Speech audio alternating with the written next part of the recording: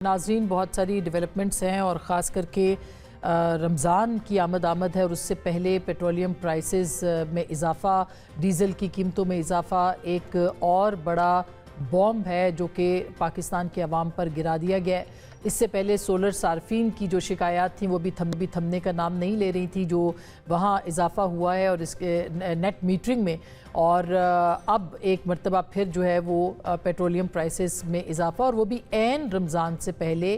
یہ ایک پاکستان کے جو عوام ہیں ان کے اوپر بلا شبہ مہنگائی کا ایک نیا طوفان لے کے آئے گا۔ اس کے اوپر بھی بات کریں گے آج کے اس پروگرام میں۔ ساتھ ہی ساتھ عمران خان صاحب کی آنکھوں کا معائنہ اور طبی جو معائنہ تھا اس کی report supreme court of Pakistan میں جمع کروا دی گئی۔ باقاعدہ سپریم کورٹ نے اس معاملے کو نمٹا بھی دیا ہے، اور یہ کہا گیا ہے اس رپورٹ کے اندر کہ عمران خان کی جو دائیں آنکھ کی بینائی ہے وہ اینک کے بغیر جو ہے وہ 6/9 ریکارڈ کی گئی ہے، اور اینک کے ساتھ یہ آنکھ کی بینائی بہتر ہو کر جو ہے وہ 6/6 ہو گئی ہے۔ دائیں آنکھ کے معائنے میں جو سوزش کے آثار نظر آئے تھے وہ سوجن بھی کم ہو گئی ہے، اور دائیں آنکھ کی موٹائی 555 یعنی 550 سے کم ہو کر 350 ہو گئی ہے، جو کہ بہتری کی علامت ہے۔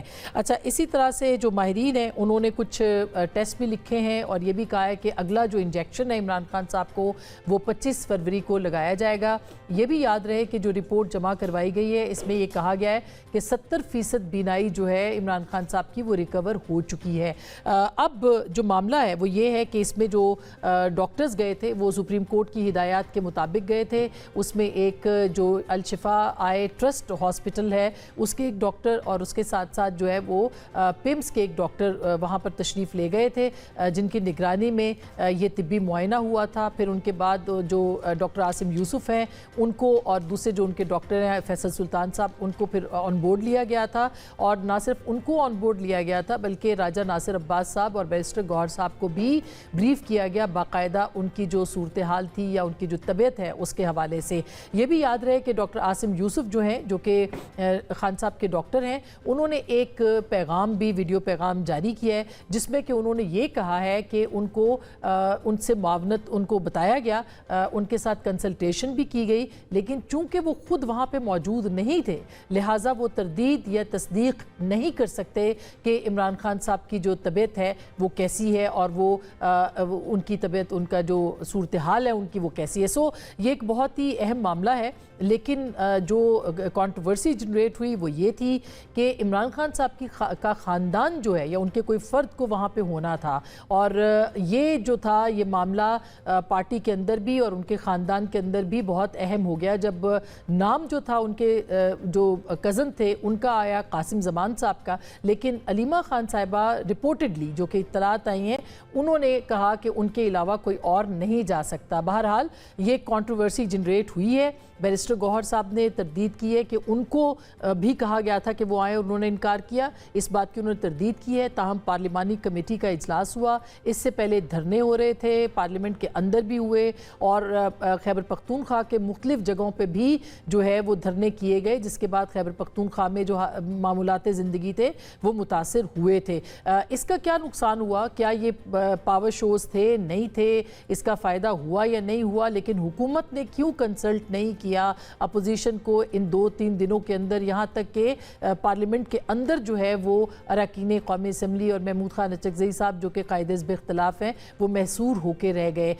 اس کے اوپر بھی آج کے اس پروگرام میں ہم بات کریں گے، اور یہ بھی بات ہوگی کہ کیا اب جو رپورٹس آئی ہیں اس پہ ان کا خاندان مطمئن ہوگا؟ کل پھر ایک مرتبہ عمران خان صاحب سے ملاقات کا دن ہے، کیا ملاقات کی اجازت دی جائے گی یا نہیں دی جائے گی؟ اور جو ڈیل اور ڈھیل کی خبریں ہیں ان میں کتنی جان ہے، اس کے اوپر بھی بات کریں گے۔ پاکستان تحریک انصاف کی پارلیمانی پارٹی کا اجلاس اب سے کچھ دیر پہلے ہوا، بلکہ ابھی بھی جاری ہے، اور اس میں بھی تقسیم، تفریق اور تنازعات جو ہے انہوں نے جنم لیا ہے۔ تنقید کی گئی ہے علیمہ خان صاحبہ کے حوالے سے کہ انہوں نے کسی کو جانے کیوں نہیں دیا، یہ بھی تنقید کی گئی ہے کہ پارٹی کو کس کے احکامات پہ چلایا جائے۔ کیا کیا ان سائڈ سٹوریز اور بھی ہیں وہ ہم آپ کے ساتھ شیئر کریں گے۔ زرداری صاحب بھی بہت غصے میں ہیں، لیکن اس سے پہلے کہ میں اپنے پینل کا آپ سے تعارف کرواؤں، محترمہ مریم نواز صاحبہ نے آج تقریر کی, انہوں نے بہت تنقید کی پاکستان تحریک انصاف پہ بھی, عمران خان صاحب کے حوالے سے بھی, اور ایک جو اچھی بات ہوئی اس پورے معاملے کے اندر وہ یہ تھی کہ مریم نواز صاحبہ کے ذریعے سے عمران خان صاحب کو لوگوں نے ٹیلی ویژن پہ دیکھا, اور پابندی ہے ان کی تصویر نہیں دکھائی جاتی, لیکن مریم صاحبہ نے جو ہے وہ آج یہ کام کیا ہے. انہوں نے کیا تقریر کی ہے اور کیا کہا اور کس طرح سے عمران خان صاحب نیشنل ٹی وی چینلز کے اوپر چلے, وہ ذرا دیکھیے گا.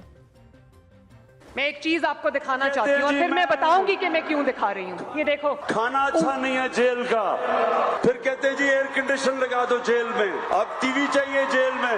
80% پاکستانیوں کے پاس تو ایئر کنڈیشن ہی نہیں ہے. آدھی پبلک تو خوشی سے جیل میں جائے گی اگر ان کو ٹی وی بھی مل جائے, کھانے بھی مل جائے, ایئر کنڈیشن بھی مل جائے. سزا تو نہ ہوئی ہے, واپس جا کے میں یہ ٹی وی شیوی تو جیل سے نکالوں نا. 6 گھنٹے میٹنگ چل رہی ہے, یہ بھی بیماری ہوگی اس کو, یہ بھی بیماری ہوگی اس کو, یہ بھی بیماری. اب ہم سارے بیٹھے پریشان سن رہے ہیں کہ اتنی بیماریاں ایک آدمی کو ہو سکتی ہیں. جب وہ اس کی ساری بیماریاں بتائیں تو میں دیکھ رہا تھا وہ کیبنٹ میٹنگ میں شیرین مزاری ہماری ہیومن رائٹس کی جو منسٹر ہیں, اس کی آنکھوں میں آنسو آ گئے. اب جو بھی شیرین کو جانتی ہیں, اگر شیرین مزاری کی آنکھوں میں آنسو آ گئے تو سوچیں کہ کس طرح کی بیماریاں ہمیں بتائی گئی تھی. ہمیں خوف آ گیا کہ یہ وہ جہاز کی سیڑھیوں پہ بھی چڑھ سکے گا یا نہیں. تو میں نے وہ ڈاکٹرز کی رپورٹ اپنے سامنے رکھ لی, تو اس میں تو کہا تھا کہ مریض کا اتنا برا حال ہے کہ کسی وقت مر سکتا ہے. رپورٹ میں بیماریاں 15 تو بیماریاں بتا دی, ہارٹ بھی برا ہے, کڈنی بھی بری ہے, ڈائبٹیز بھی ہے, پتہ نہیں اور بھی کیا ہے, اور پھر پلیٹلٹس, یہ بھی ہم نے نئی چیز سیکھی تھی پلیٹلٹ. یہ جو شکل تھی,